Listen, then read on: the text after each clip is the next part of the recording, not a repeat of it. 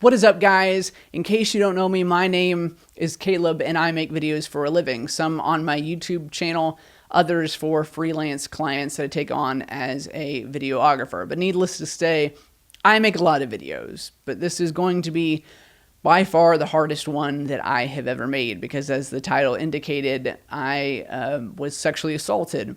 But I didn't have any intention on telling this story to literally anyone. I told my wife probably 6 months after the event occurred, before we got married.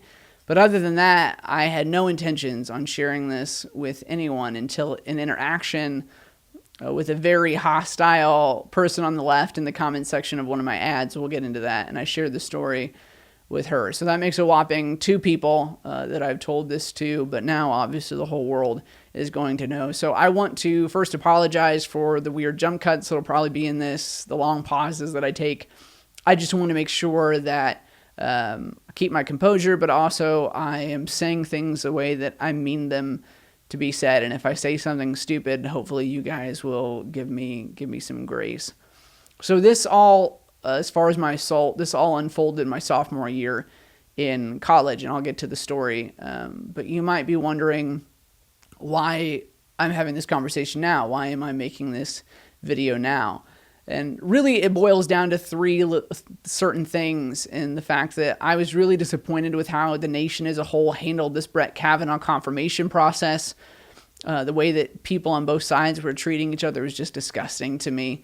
The other side was, I was listening to Christine Ford's testimony on what had happened to her, and her story was extremely similar to mine. And so I thought that I probably would have a very different perspective on this topic than most would. And the last reason that I wanted to make this video was because as this whole process has unfolded, and I shared it with that one other person that I referenced on Instagram, I was amazed at the difference in how people treated male victims versus female victims. So I thought there was a chance that maybe this story might help a young man that had been through a similar circumstance. But I'm going to cover a lot of different things. I have made a few timestamps in the description down below. That way, if you're not wanting to watch the entire video, you can kind of skip to whatever part you're wanting to hear.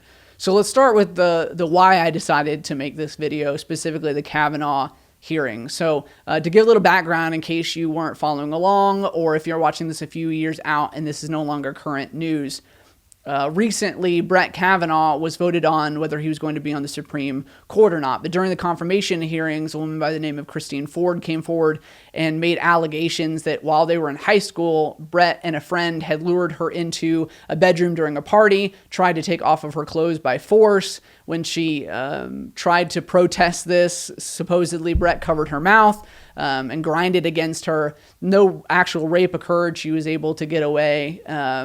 And she didn't say anything to anybody at the time, but now she was wanting to come forward to tell her story because she didn't think that he was going to be the right choice for the Supreme Court justice. But everything was really complicated because this had happened over 30 years ago, and she had no evidence as far as a police report. She hadn't come forward then.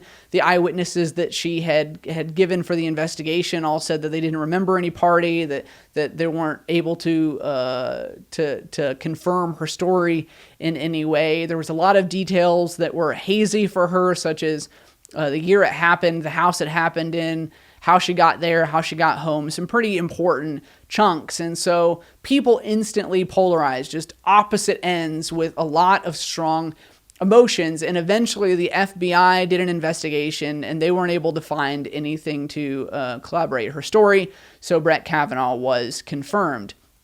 But that's not really what got me. It was the way that people treated each other, the conversations that were being had, and even the way that alleged victims were acting during this entire thing that really kind of caught my attention and made me reevaluate whether I needed to tell this story, because I was disgusted with the way that the left was portraying anyone that didn't instantly assume that Brett was guilty. They were saying that you must love sexual assault, that you must be okay with it, that you're trying to defend rapists. And then the right was being almost just as bad by mocking for. Just because there's no evidence that you can prove something happened doesn't mean that you're lying. And I'm not saying that he should have been kept from the Supreme Court position, because without evidence, no one should have their career limited and all of these things up in the air like that. But to make fun of somebody and say that they were just in it for the fame, they were just in it to be able to block a pick without any evidence of that, makes you just as bad as the person that you are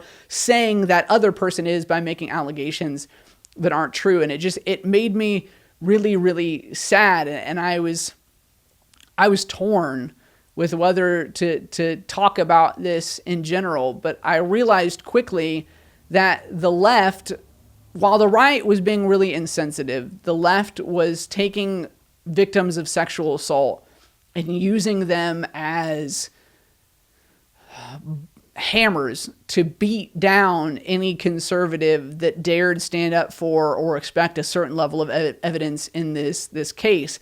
And the hard part is that when you are, let's say, a senator sitting on this board and you're looking at somebody that says that they've been sexually assaulted, you now have no real leverage in this conversation, right? That's something that both the right and the left like to do. They pick somebody that has a story that is sad and emotionally moving, and then they use them as kind of a chess piece, because no one wants to attack an alleged victim. No one wants to ask them really hard questions, right? That's why the Republicans brought in a woman lawyer to cross-examine her story, because they didn't want to seem like they were coming after a victim themselves.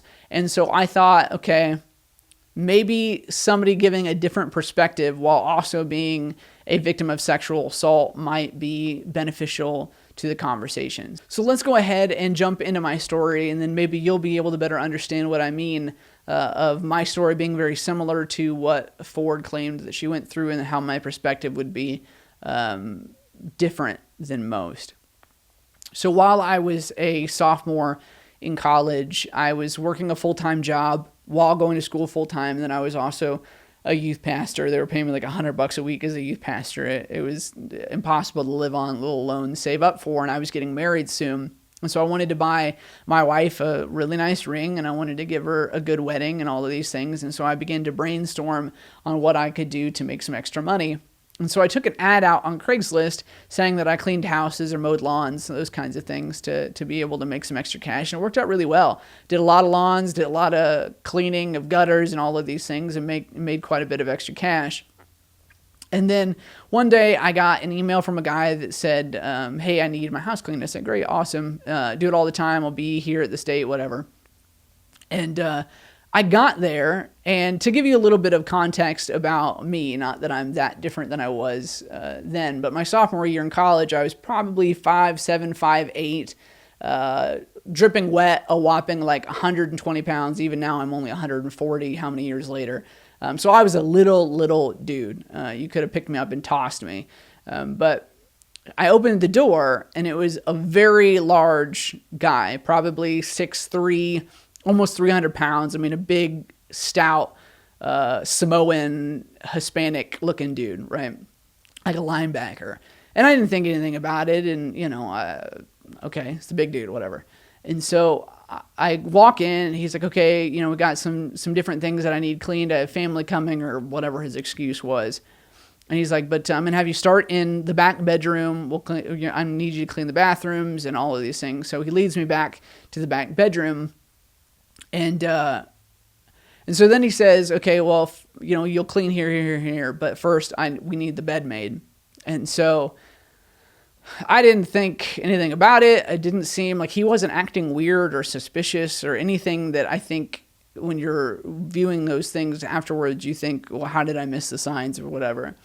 But I go to bend over the bed to pull the blanket over to finish making it. And all of a sudden I just feel all of this weight on my body, and this guy who I've had a whopping 3 sentences with is kissing on my neck and pressing himself against me and running his hands on me. And it was such a surreal moment, right? Because I'm sitting there trying to decide whether I did something to try to or accidentally mislead this guy as far as like what I did, or whether I was straight or gay or whatever. And obviously I'm straight, and I didn't tell him otherwise.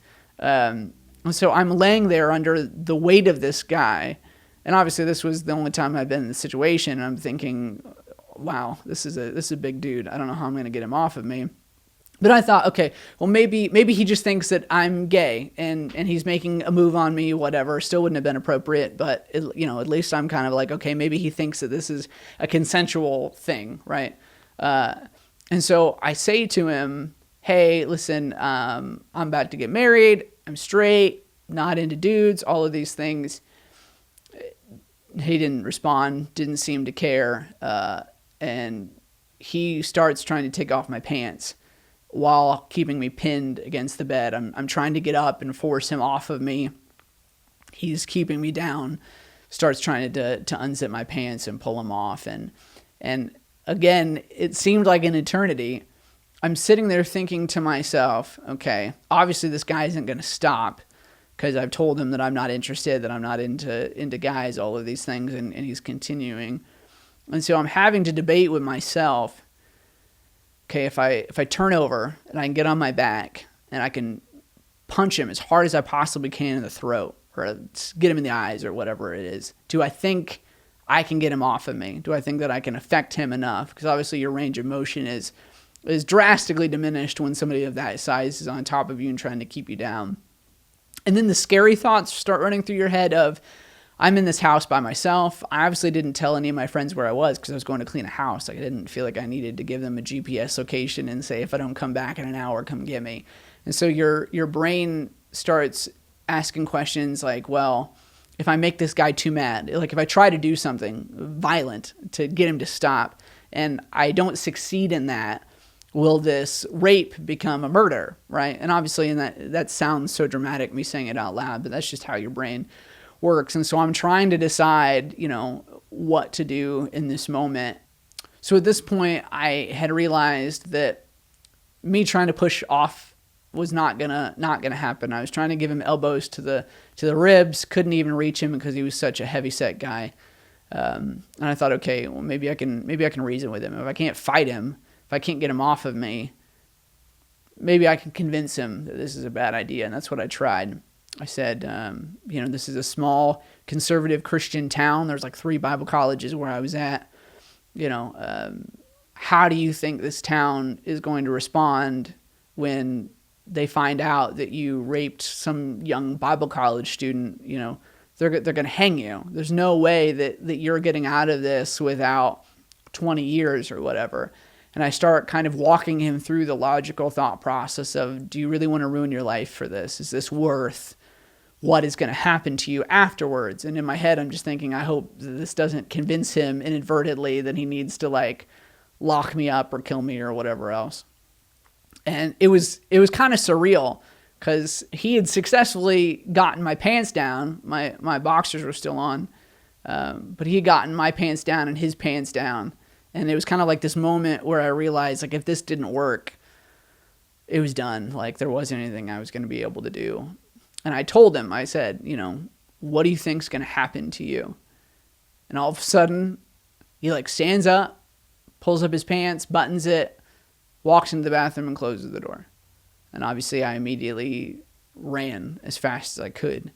And I remember thinking, like, driving home, whether to go to the police or not, whether to make a report and all of these things. And I decided not to because I didn't want it to end up on the front page. I didn't want it to, be a whole big thing and there'd be an investigation. And that was selfish of me. So I decided not to do anything. I just didn't tell anybody. And to be honest, it was a hard thing because while I know a lot of people in those circumstances feel victimized, I was more upset with myself that I didn't do something more drastic to the guy. A part of my more violent brain says that I should have found something heavy or sharp and waited for him to come out of the bathroom to make sure he didn't ever do anything like that to somebody else.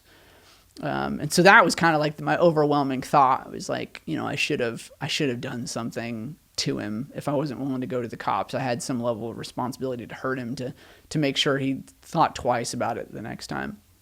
So all this time goes by. That was years and years ago. And then as I was listening to the testimony of Christine Ford about these allegations and her crying and describing this whole thing, it kind of brought back those thoughts and those memories of that moment. But what really hit hard for me was just the way so many people that were saying that they were victims of sexual assault were acting and behaving during this entire thing. The way that there were videos of people waiting outside of congressman's office to yell and scream at them that say, "I'm a sexual assault victim. Are you okay that I got raped?" Or, look at my children. You're going to tell my daughter that it's okay if some man ever does that to her. Just things that seemed so beyond my comprehension of how somebody could think that conservatives or Republicans condoned sexual assault. And I realized that it's a really, really hard topic. And Republicans did not help themselves by letting people mock Christine afterwards. And you might be wondering, why did I wait, right? Because he's already confirmed. He's already a justice. Why, if this was your driving force, why didn't you come forward and tell the story when it was big news? Because obviously the news cycle has died down about it a lot.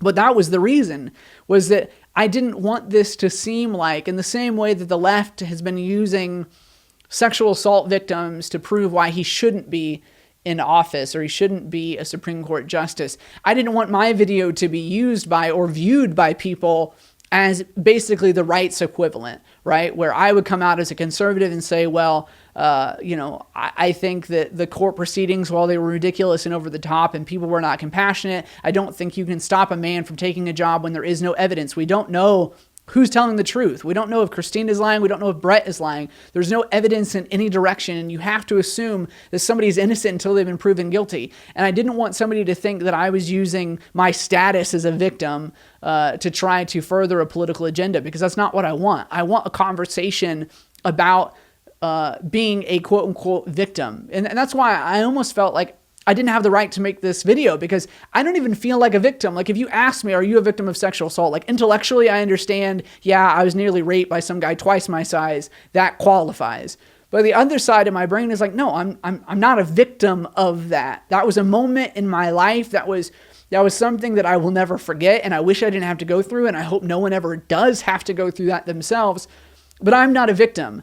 I am somebody that is moving forward in life, that had this dark moment, right, where it was terrifying and scary, and you're sitting there wondering whether the person's going to let you go, whether they're going to let you live, how long this is going to go on for.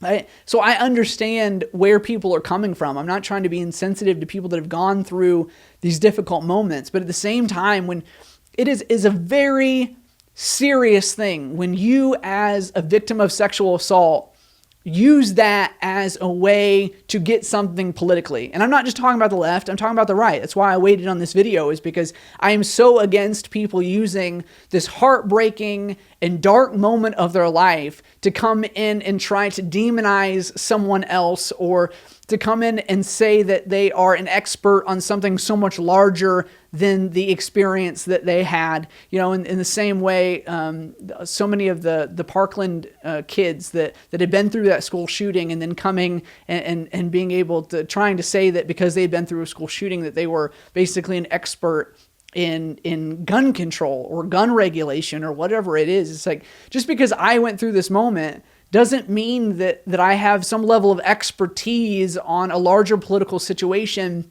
than what I'm currently talking about. If you want to talk about how male victims are treated, okay, I can give my story. If you want to talk about how it is different for guys to come forward and why it's more embarrassing because there's so much less support and people look at you why weren't you tough enough to fight him off? Why weren't you whatever it is?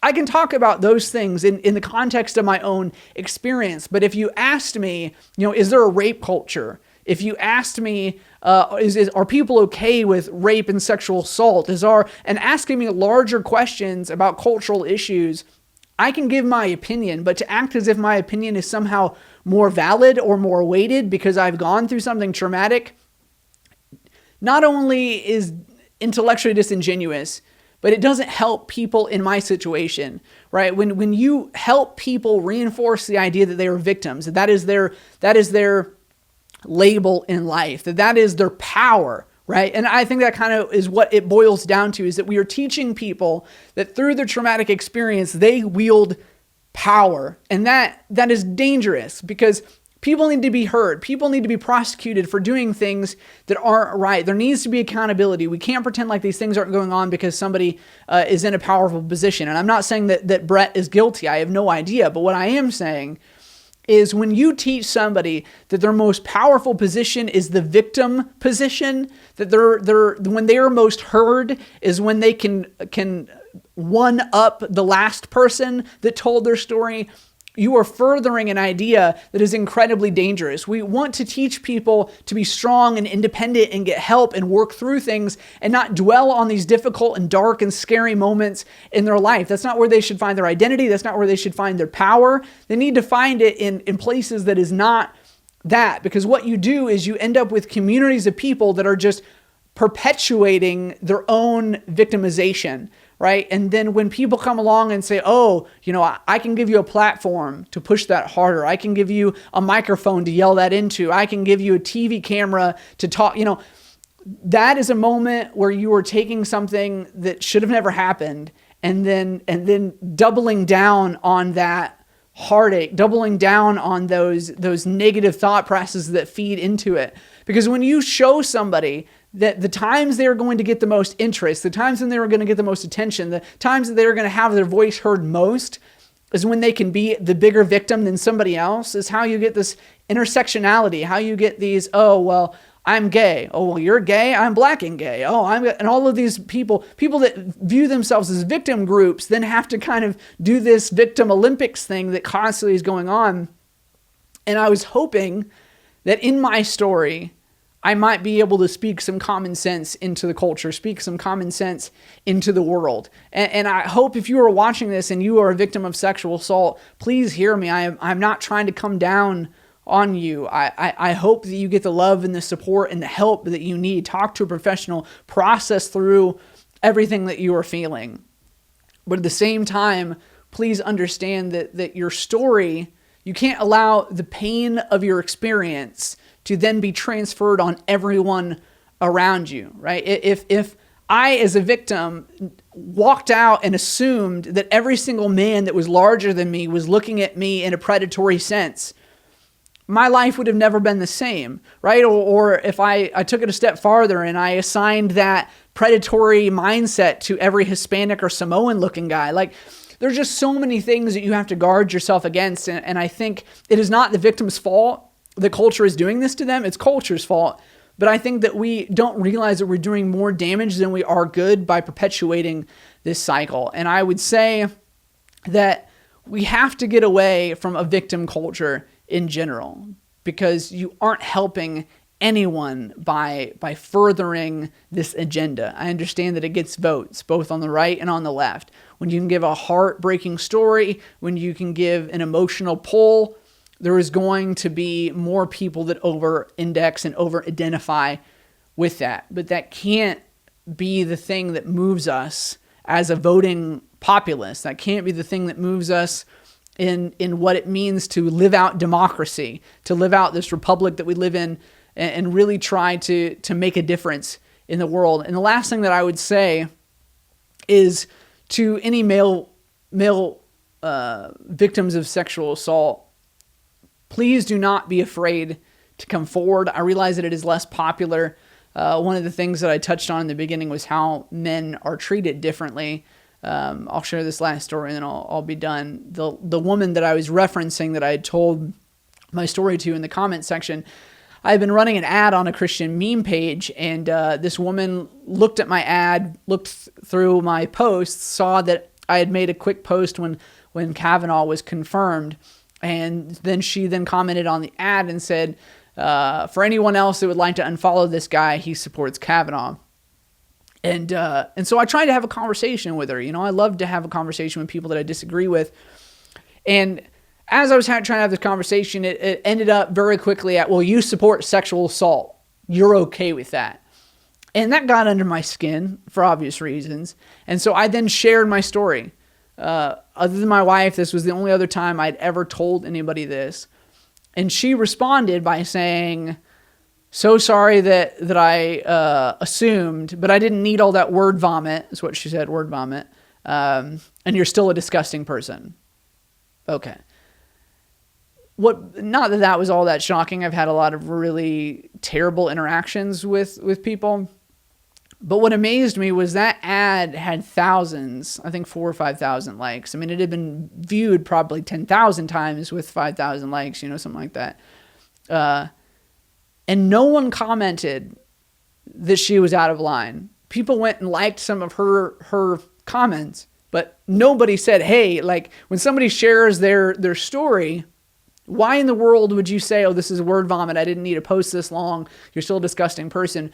Why would you respond like that even if you disagreed with them? Which that if the genders were reversed, that's not how that would have gone. There would have been 100 people that commented that the guy was being a bully, the guy was being mean and disrespecting victims of sexual assault by insinuating that them telling their story took too long or is word vomit or whatever else. And it just kind of amazed me, because I spent a lot of time in the comment section of different YouTube videos and things. So I see how people respond, and it blew me away at the fact that no one seemed to think that a woman responding that way was a big deal or seemed odd or out of place. And so I couldn't help but wonder how many other people in my situation, guys that had been through similar things, whether it was in college or when they were a kid or whatever else, how many of them had picked up on very quickly that the world views male victims differently and expects them to handle themselves and react in a very different way than most women do. And so I'm hoping that through this video, I can give courage to people that have been in similar situations, that have walked through difficult times like that, and help you understand, men and women, that you don't have to live believing that you're a victim. And when you watch things on TV like the Kavanaugh hearing, it doesn't have to be a hardcore triggering moment, right? It can be a moment for conversation. If you process through it and you've talked to a professional and you've gotten to a place that is healthy, right? You can offer a very interesting perspective. Maybe not a more important perspective, but a very interesting one that people should be hearing. We should be listening to people that have gone through those moments and saying, okay, what can we learn from these people? But what I want everyone to realize that has been through these types of things is that you are more than that moment. No matter what, especially people on the left would tell you, you are more than a victim. You are more than the difficult moment that you lived through. You are more than the nightmares and the uncomfortable anxiety and all of these things that people in our situation end up feeling in life. You are more than those things.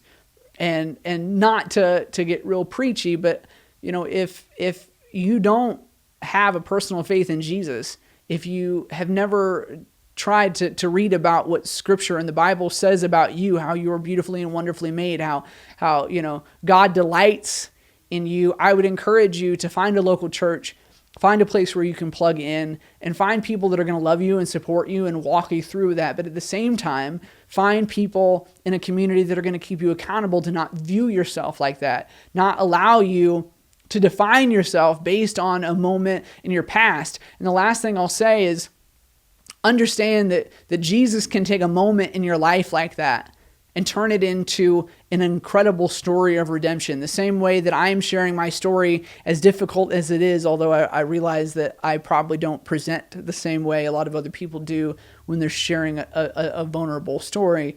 But understand that doesn't have to be a dark cloud that looms over you. Instead, that can be like a flashlight to shine light into a lost world, into a world of a lot of people that have gone through those things, and you can bring them hope, you can bring them healing, and you can bring them community because you understand things that most people will never understand if they haven't walked through those things. So I'm hoping that is kind of a broad conversation that I want people to have. Feel free to give your thoughts in the comments section down below. If you are somebody that's gone through that, I'd love to hear from you. If you want to hit me up on email, it's info@onetruekingmedia.com, or you can comment down in the comment sections. But overall, I just want people to remember that we need to love and respect and be civil. that at no point does anything give us the excuse to assume the worst about humanity and to assign motives to people that we don't know are there. But until next time, I love you guys very much, and we'll talk to you soon. Bye-bye.